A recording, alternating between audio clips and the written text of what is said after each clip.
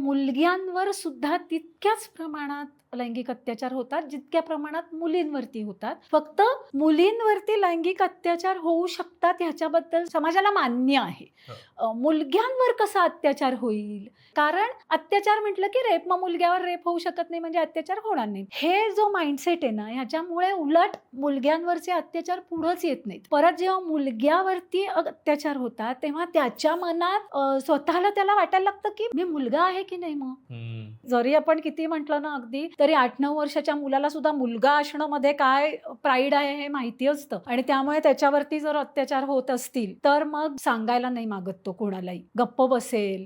जरी जखमा झाल्या तरी सुद्धा शक्यतो सांगणार नाही. त्यामुळे मुलग्यांनी मेन्शन करणं की माझ्याबद्दल काहीतरी असं झालेलं आहे, हे म्हणजे खूप कमी प्रकार आहे.